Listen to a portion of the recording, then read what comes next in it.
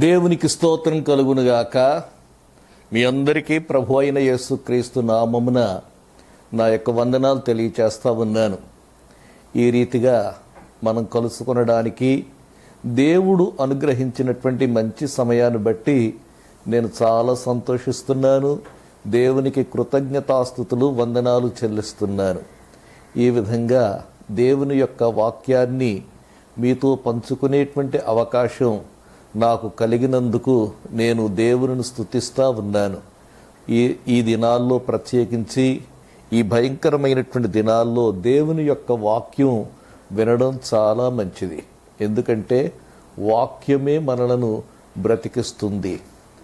దేవుని వాక్యంలో వ్రాయబడి ఉంది, మనుష్యుడు రొట్టె వలన మాత్రము కాదు గాని దేవుని నోట నుండి వచ్చు ప్రతి మాట వలన జీవించును అని వ్రాయబడి ఉంది. ఈ మాటలు మీకు ఎంతో ఆశీర్వాదకరంగా ఉంటాయని నేను తలస్తూ ఉన్నాను. దేవుని యొక్క వాక్యములో నుండి ఒక మాట నేను చదవాలని ఉద్దేశిస్తూ ఉన్నాను. పరిశుద్ధ గ్రంథం నుండి ఆమోసు గ్రంథం 5వ అధ్యాయం 13వ వచనం. ఇది చెడు కాలము గనుక ఈ కాలమున బుద్ధిమంతుడు ఓరకుండును. ఆమోసు ద్వారా దేవుడు మాట్లాడుతూ తన ప్రజలకు ఎలాగూ తెలియచేస్తా ఉన్నాడు. ఇది చెడు కాలము, ఈ కాలం చెడు కాలము అని తెలియచేస్తా ఉన్నాడు. నిజమే, ఈ కాల పరిస్థితులను మనం గమనించినట్లయితే ఇది చెడు కాలముగానే మనము గుర్తించవచ్చు. ఎందుకంటే ఎక్కడికక్కడ ప్రపంచవ్యాప్తంగా ప్రజలు భయముతో జీవిస్తున్నటువంటి దినాలు, మరి అనేక మంది తమ ఆత్మీయులను కోల్పోతూ ఉన్నటువంటి దినాలు, నిరీక్షణను కోల్పోయి ధైర్యము చెడినటువంటి స్థితిలో మనుష్యులు ఉంటున్నటువంటి దినాలు. ఇది చెడు కాలమని చెప్పడానికి ఏ విధమైనటువంటి సందేహం లేదు. ఇది చెడు కాలము అని ఇక్కడ భక్తుడైనటువంటి మరి ఆమోసు అంటా ఉంటే, ఈ కాలమును గూర్చి మరొక మాట మీకు జ్ఞాపకం చేస్తాను. ఈ కాలము దుష్ట కాలము అని మరి గలతీలకు రాసిన పత్రికలో అపోస్తలుడైనటువంటి పౌలు గారు తెలియచేస్తా ఉన్నాడు. గలతీ పత్రిక 1వ అధ్యాయం 4వ వచనం. మన తండ్రి అయిన దేవుని చిత్త ప్రకారము క్రీస్తు మనలను ప్రస్తుతపు దుష్టకాలములో నుండి విమోచింపవలెనని మన పాపముల నిమిత్తము తన్ను తాను అప్పగించుకొనెను. ఈ కాలమును గూర్చి మరొక మాట తెలియచేశాడు. ఇది దుష్టకాలము అనేటువంటి మాట తెలియచేస్తూ ఉన్నాడు.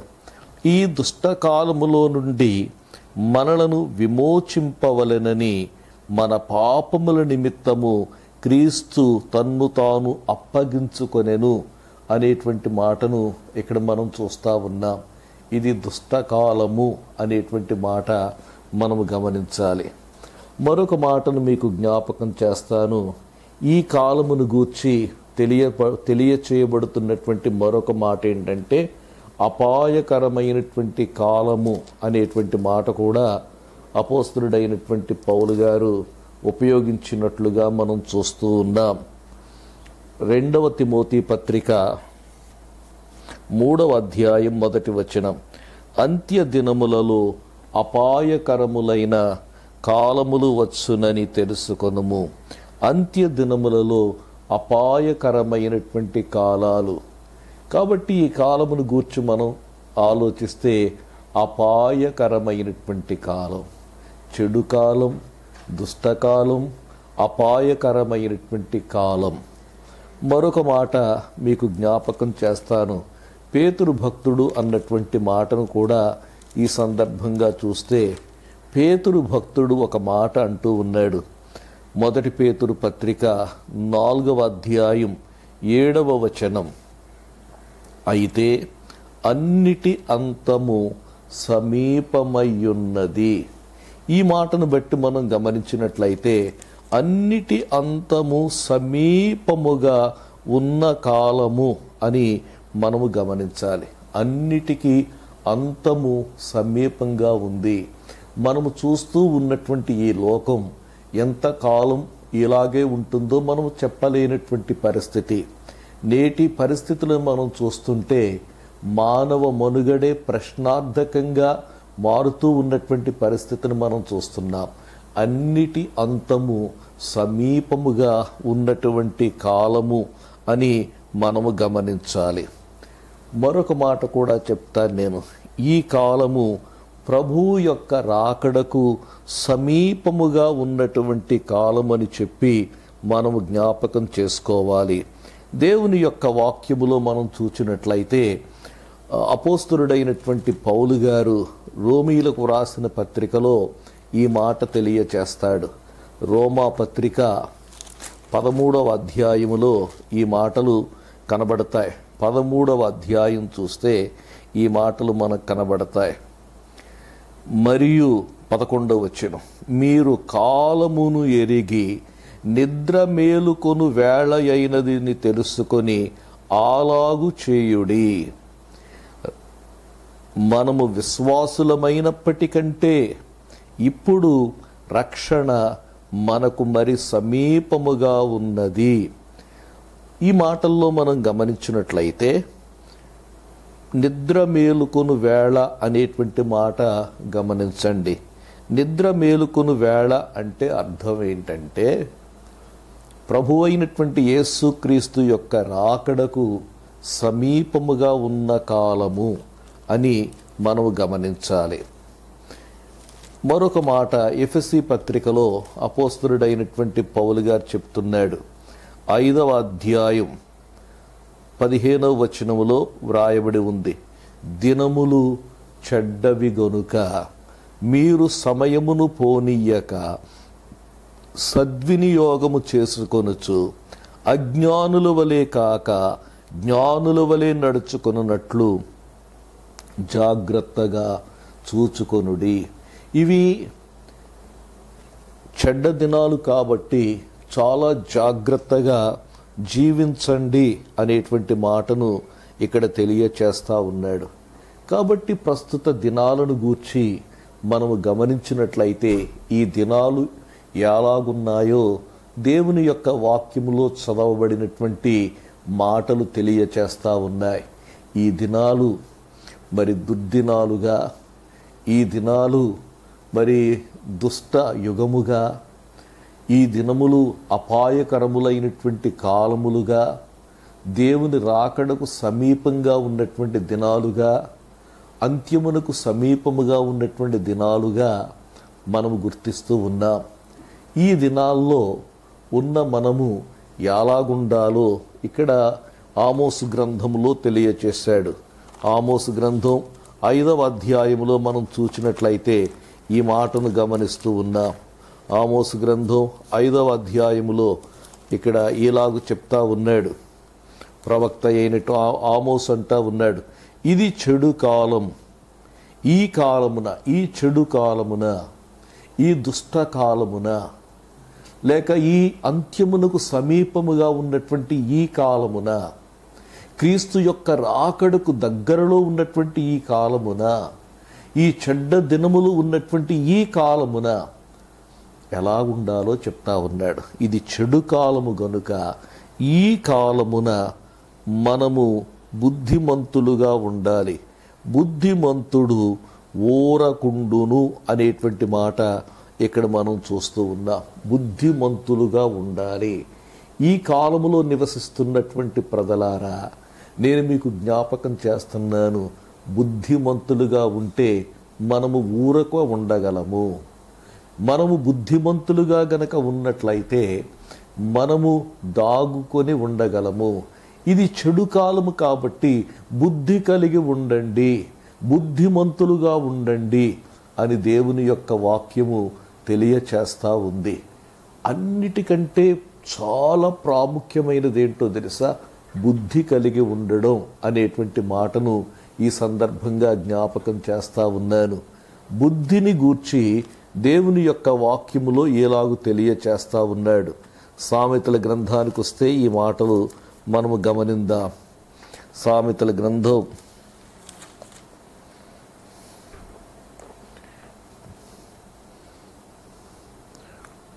4వ అధ్యాయం 7వ వచనం. జ్ఞానమును సంపాదించుకొనుటయే జ్ఞానమునకు ముఖ్యాంశము. నీ సంపాదన అంతయు ఇచ్చి బుద్ధి సంపాదించుకొనము. నీ సంపాదన అంతా ఇచ్చి ఏమి సంపాదించుకోమంటున్నాడంటే బుద్ధిని సంపాదించుకోమంటా ఉన్నాడు. బుద్ధిని సంపాదించుకో. ఇది చాలా ప్రాముఖ్యమైనటువంటిది.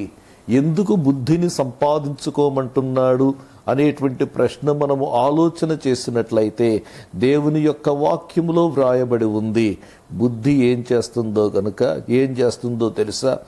బుద్ధి నిన్ను హెచ్చిస్తుంది, ఘనతనిస్తుంది, దీర్ఘాయుష్నిస్తుంది అనేటువంటి మాటలు ఆ క్రింద వచనాల్లో మనము చూస్తూ ఉన్నాం. నీ సంపాదన అంతా ఇచ్చి బుద్ధిని సంపాదించుకో. ఎవరైతే ఈ బుద్ధి కలిగి ఉన్నారో ఆ బుద్ధి కలిగిన వారు కంగారు పడకుండా ఉంటారు. ఈ చెడు కాలమున నీవు ఊరకుండా ఉండాలి అంటే నీకు కావలసింది ఏంటంటే బుద్ధి కావాలి అనేటువంటి మాట నేను మీకు జ్ఞాపకం చేస్తూ ఉన్నాను. ఈ బుద్ధి ఎవరనగా ప్రభు అయినటువంటి యేసుక్రీస్తే బుద్ధి అయ్యున్నాడు. దేవుని యొక్క వాక్యములో మరొక మాట మీకు జ్ఞాపకం చేస్తాను. దేవుని యొక్క వాక్యములో ఈ మాట గమనించండి. కొరింథీలకు రాసిన మొదటి పత్రిక మొదటి అధ్యాయం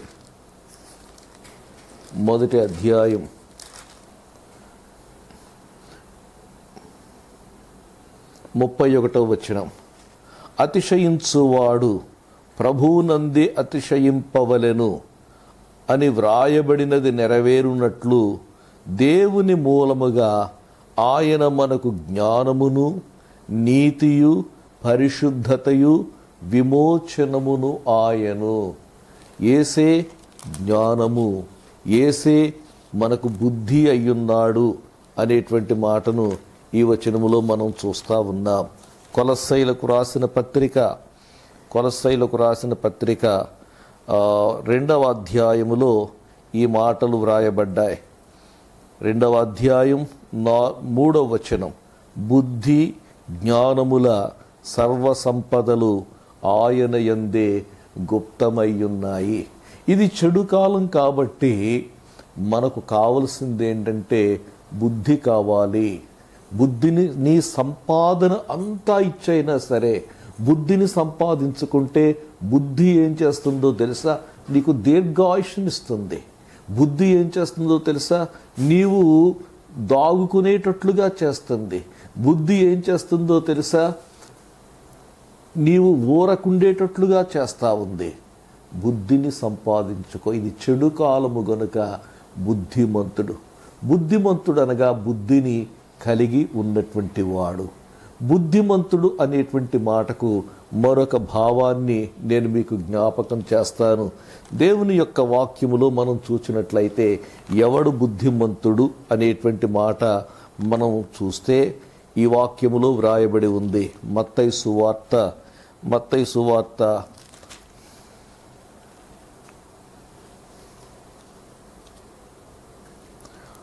7వ అధ్యాయం 24వ వచనములో వ్రాయబడినటువంటి మాటను నేను చదువుతూ ఉన్నాను. కాబట్టి ఈ నా మాటలు విని వాటి చొప్పున చేయు ప్రతివాడును. ఈ నా మాటలు యేసు ప్రభు తెలియచేస్తున్నటువంటి మాట ఇది. యేసయ్య అంటా ఉన్నాడు, కాబట్టి ఈ నా మాటలు, యేసు యొక్క మాటలు. ఈ మాటలను గూర్చి కొన్ని సంగతులు చెప్తాను. ప్రభు అయినటువంటి యేసు యొక్క మాటలు ఎలాంటివి అని మనం ఆలోచిస్తే యేసయ్య చెప్పాడు, నా మాటలు ఆత్మయు జీవమునయున్నవి అనేటువంటి మాట ప్రభు అయినటువంటి యేసయ్య తెలియచేసినట్లుగా మనము చూస్తూ ఉన్నాం. యోహాను సువార్త 6వ అధ్యాయములో ఈ మాట మనం చూస్తూ ఉన్నాం. 6వ అధ్యాయం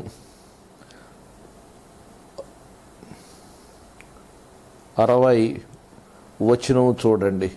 ఆయన శిష్యులలో అనేకులు ఈ మాట విని, ఇది కఠినమైన మాట, ఇది ఎవడు వినగలడని చెప్పుకొనిరి. ఇక్కడ ప్రభు అయినటువంటి యేసయ్య అంటున్నాడు, నా మాటలు ఆత్మయు జీవమునై ఉన్నవని ఆయన తెలియచేసినట్లుగా మనం చూస్తూ ఉన్నాం. దేవునికి స్తోత్రం కలుగునుగాక. యేసు యొక్క మాటలు ఆత్మయు జీవమునై ఉన్నటువంటి మాటలని మనము గమనించాలని మీకు తెలియచేస్తా ఉన్నాను.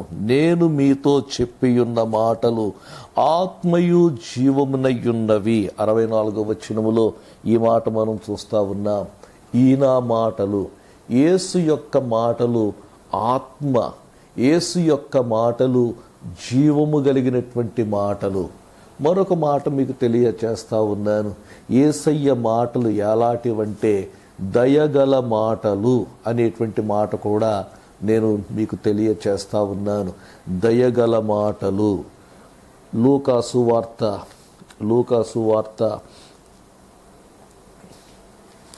4వ అధ్యాయములో ఈ మాటలు మనం చదువుతాం.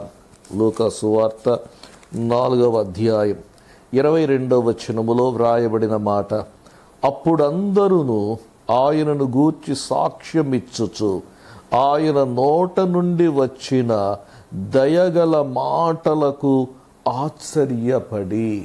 దయగల మాటలు, ఆయన మాటలు దయగల మాటలు, ఆయన మాటలు అధికారముతో కూడినటువంటి మాటలు అని మనము జ్ఞాపకం చేసుకోవాలి.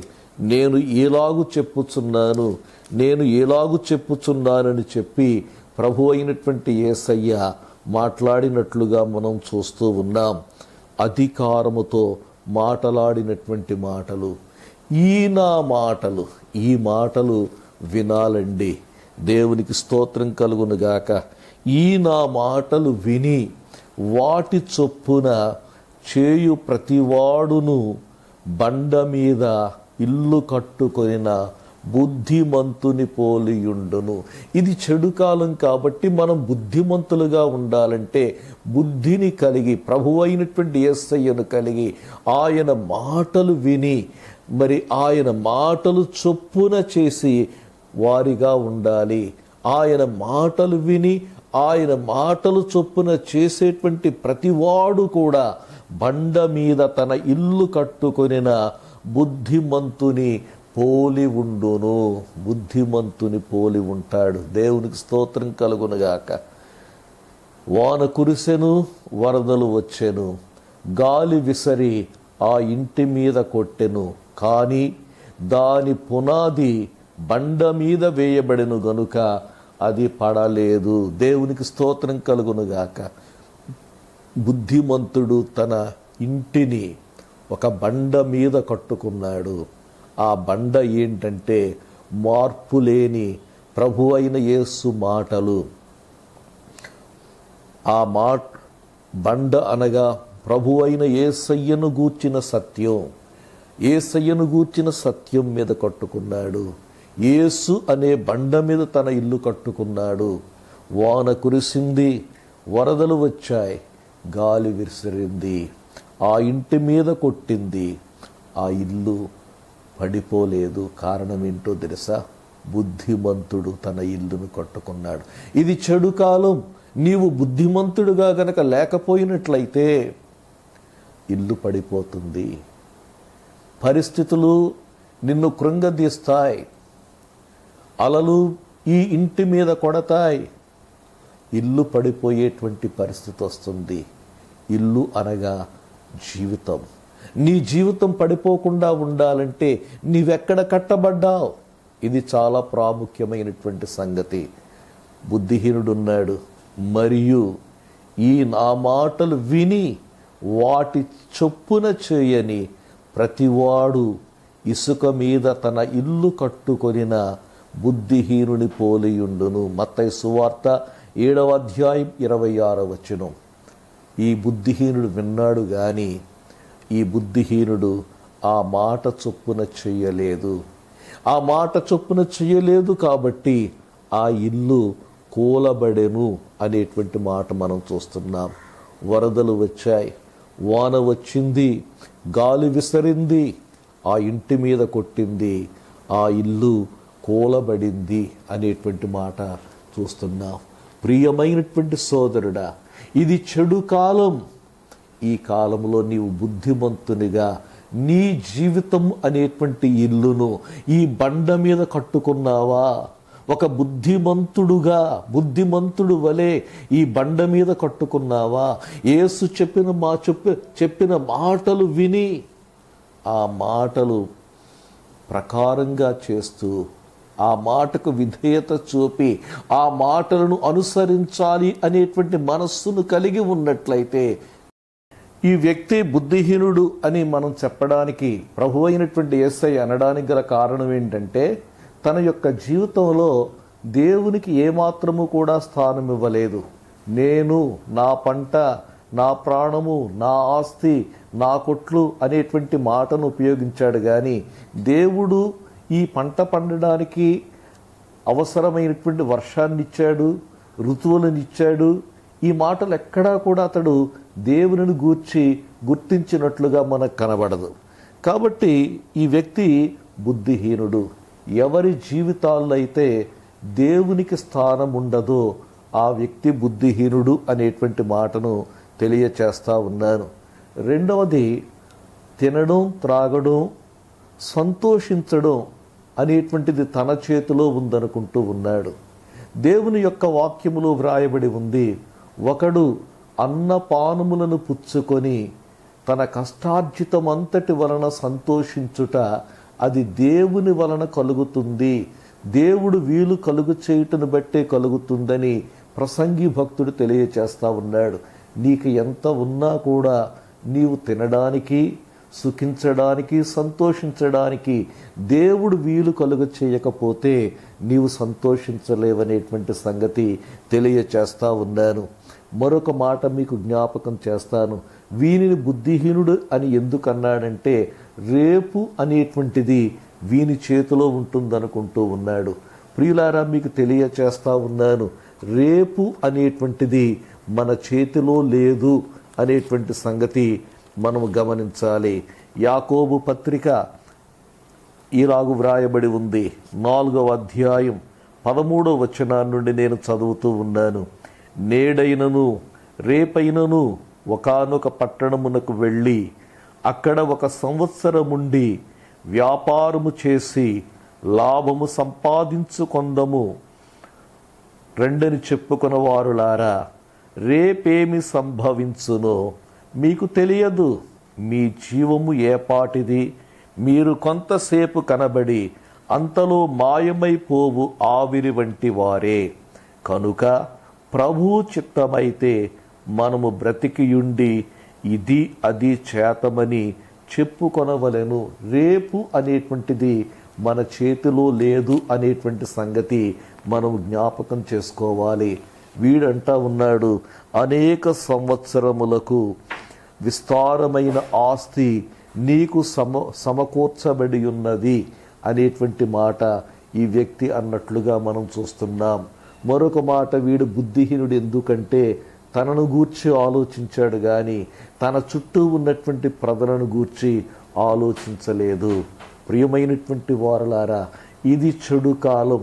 మనలను గూర్చి మనము ఆలోచించడం కాదు కానీ మన జీవితాల్లో దేవునికి ఎంతవరకు మనం స్థానం ఇచ్చాం, దేవునిని ఎంతవరకు మనము గుర్తించగలుగుతున్నాం మన జీవితాల్లో ఒకసారి మనం ఆలోచిద్దాం. వీడు బుద్ధిహీనుడు అని ప్రభువు తెలియచేసినట్లుగా మనం చూస్తూ ఉన్నాం. ఈ రాత్రి నీ ప్రాణం అడుగుచున్నారు, నీవు సిద్ధపరిచినవి ఎవని వగునని అతనితో చెప్పాను అని ఈ వాక్యములో మనం చూస్తున్నాం. బుద్ధిమంతుడు ఈ నా మాటలు విని వాటి చొప్పున చేసేవాడు. బుద్ధిమంతుడు, రెండవ మాట మీకు జ్ఞాపకం చేస్తున్నాను, తన జీవితంలో దేవునికి చోటిచ్చేవాడు. దేవుడు లేకుండా జీవించే ప్రతివాడు కూడా బుద్ధిహీనుడు అనేటువంటి మాటను తెలియచేస్తా ఉన్నాను. బుద్ధిమంతుని గూర్చి మరొక మాట మీకు తెలియచేస్తాను. పరిశుద్ధ గ్రంథం నుండి సామెతల గ్రంథంలో ఈ మాట వ్రాయబడి ఉంది. సామెతల గ్రంథం 15వ అధ్యాయం 24వ వచనం. 15వ అధ్యాయం 24వ వచనం. క్రిందనున్న పాతాళమును తప్పించుకొనవలెనని బుద్ధిమంతుడు పరమునకు పోవు జీవ మార్గమున నడుచుకొనును. బుద్ధిమంతుడైన వాడు చేసే పని ఏమిటంటే పాతాళమును తప్పించుకోవాలనుకుంటాడు. పాతాళమును తప్పించుకోవాలనుకుంటాడు. పాతాళము అనగా అది ఎలాంటి స్థలము అనేటువంటిది మనం ఆలోచించాలండి. పాతాళమును గూర్చి మనం ఆలోచించినట్లయితే ప్రభు అయినటువంటి యేసయ్య చెప్పినటువంటి మాటలు కొన్ని జ్ఞాపకం చేసుకుందాం. ప్రభు అయినటువంటి యేసయ్య చెప్పినటువంటి మాట మరి లూకా సువార్త 16వ అధ్యాయంలో ఈ మాటలు మనం చూస్తున్నాం. 16వ అధ్యాయం 23వ వచనం. అప్పుడతడు పాతాళములో బాధపడుచు, బాధపడేటువంటి స్థలము, మృతులైన పాపులు బాధపడే స్థలము పాతాళము అనేటువంటి మాటను గమనించండి. రెండవదిగా మనం గమనించినట్లయితే దాహముతో, రెండవదిగా అగ్ని జ్వాలలతో ఉండేటువంటి స్థలం 24వ వచనములో వ్రాయబడి ఉంది. తండ్రివైన అబ్రహామ నాయందు కనికరపడి తన విరేలి కొనను నీళ్లలో ముంచి నా నాలుకను చల్లార్చుటకు లాజరును పంపుము, నేను ఈ అగ్ని జ్వాలలలో యాతన పడుచున్నాను. రెండవదిగా పాతాళం అనగా అగ్ని జ్వాలలతో ఉన్నటువంటి స్థలము. మూడవదిగా దాహముతో బాధపడుతున్నటువంటి స్థలము. నాలుగవదిగా మనం చూస్తే యాతన పడేటువంటి స్థలమని ఇక్కడ మనం గమనిస్తూ ఉన్నాం. ఈ రీతిగా ఈ యొక్క పాతాళములో ఒక ధనవంతుడు బాధపడుతూ ఉన్నట్లుగా మనము చూస్తూ ఉన్నాం. ప్రియులారా, ఇలాంటి పాతాళమును తప్పించుకోవాలని చూసేటువంటి వాడే బుద్ధిమంతుడు. పాతాళము ఈ వేదనకరమైనటువంటి స్థలం, యాతన పడే స్థలం, అగ్ని జ్వాలలతో ఉన్నటువంటి స్థలము, దాహముతో బాధపడేటువంటి స్థలం, దీనిని తప్పించుకోవాలని పరమునకు పోవు జీవ మార్గం, ఇక్కడ ఒక మాట ఇక్కడ చెప్తా ఉన్నాడు. జీవ మార్గమును గూర్చి మాట్లాడుతూ ఉన్నాడు. పరమునకు పోవు జీవ మార్గములో నడుచుకొనును. పరమునకు పోయే జీవ మార్గం ఏది అని మనం ప్రశ్నించుకుంటే ఒక మాట మీకు జ్ఞాపకం చేస్తాను. ప్రభు అయినటువంటి యేసయ్య అన్న ఒక మాట మీకు మీ దృష్టికి తెస్తాను. యేసయ్య అన్నాడు, నేనే మార్గమును సత్యమును జీవమునై ఉన్నాను, నా ద్వారా తప్ప ఎవడును తండ్రి యొద్దకు రాడు. తండ్రి యొద్దకు అనగా తండ్రి ఉండే పరమునకు రాడు అని మనం అర్థం చేసుకోవాలి. నేనే అంటే నేను తప్ప వేరే ప్రత్యామ్నాయం లేదు, నేను తప్ప వేరొక మార్గము లేదు, గొర్రెల ద్వారమును నేనే అని ప్రభు అయినటువంటి యేసయ్య సెలవిచ్చారు. దేవునికి స్తోత్రం కలుగునుగాక. బుద్ధిమంతుడు చేసే పని ఏంటంటే పాతాళమును తప్పించుకోవాలనుకుంటూ ఉన్నాడు. ఇది చెడు కాలం. ఈ కాలంలో నీవు బుద్ధిమంతుడుగా ఉండాలంటే ఈ పరమునకు పోయేటువంటి జీవమార్గం తెలుసుకో. ఈ పరమునకు పోయేటువంటి జీవమార్గం తెలుసుకొని ఈ మార్గము గుండా నీవు ప్రయాణము చేయమని నేను మీకు తెలియచేస్తా ఉన్నాను. ఈ మార్గం ప్రభు అయిన యేసయ్య మతము కాదు కానీ పరమునకు పోయే మార్గం ప్రభు అయినటువంటి యేసు. ఈ మార్గంలోనికి వద్దాం. ఇది చెడు కాలం. ఈ చెడు కాలమున బుద్ధిమంతుడు అనేటువంటి మాటకు కొన్ని భావాలు చెప్పాను. ఈ బుద్ధిమంతుడు యేసయ్య మాటలు విని ఆ మాటల చొప్పున చేసేవాడు. తన జీవితంలో దేవునికి చోటిచ్చినవాడు, బుద్ధిమంతుడు అనగా ప్రభువు అయినటువంటి యేసయ్యే పరమునకు పోయే మార్గమని గుర్తించి ఆ మార్గములో నడుచుకునేటువంటి వాడు బుద్ధిమంతుడు. ఈ బుద్ధిమంతుడు ఏమీ కంగారు పడ్డండి. ఇది చెడు కాలము గనుక ఈ బుద్ధిమంతుడు ఏమీ కంగారు పడకుండా ఉంటాడు. ఏమీ కంగారు పడకుండా ఉండి బుద్ధిమంతునిగా ఈ లోకములో మనము జీవించాలని మాటను మీకు తెలియచేస్తా ఉన్నాను. ఇది చెడు కాలము. ఈ కాలమున బుద్ధిమంతుడు ఊరకుండును అనేటువంటి మాటను మరి ఆమోసు భక్తుడు తెలియచేస్తా ఉన్నాడు. ఊరకుండును అంటే మామూలుగా ఉండడం కాదు, ఊరకుండునని చెబుతూ మరొక మాట చెప్తా ఉన్నాడు. మీరు 14వ వచనం, 5వ అధ్యాయం 14వ వచనం, మీరు బ్రతుకున్నట్లు కీడు విడిచి మేలు చేయుడి. ఈ కాలంలో బుద్ధిమంతుడు చేసేటువంటి పని ఏంటంటే మేలు చేసేవానిగా ఉండాలనేటువంటి మాటను తెలియచేస్తా ఉన్నాను. చెయ్యగలిగిన మేలును చెయ్యాలండి. దేవునికి స్తోత్రం కలుగునుగాక. మనం ఏ మేలైతే మనం చేయగలమో ఆ మేలును మనము చెయ్యాలి. చూడండి, గలతీ పత్రిక 5వ అధ్యాయం 9వ వచనం, మనము మేలు చేయుటయందు విసగకయుందము, మనము అలయక మేలు చేసితిమేని తగిన కాలమందు పంట కోతుము. మేలు చేసేటువంటి వారిగా మనం ఉండాలనేటువంటి మాటను ఇక్కడ మనం గమనిస్తూ ఉన్నాం. మరొక మాట మీకు జ్ఞాపకం చేస్తాను. ఇది ఎంత ప్రాముఖ్యమైనటువంటి సంగతి అంటే మేలు చేయడం. ఈ కాలములో మేలు చేసేటువంటి వారిగా గనక మనం ఉన్నట్లయితే దేవుడు ఇస్తున్నటువంటి ఒక గొప్ప వాగ్దానం ఏంటో తెలుసా?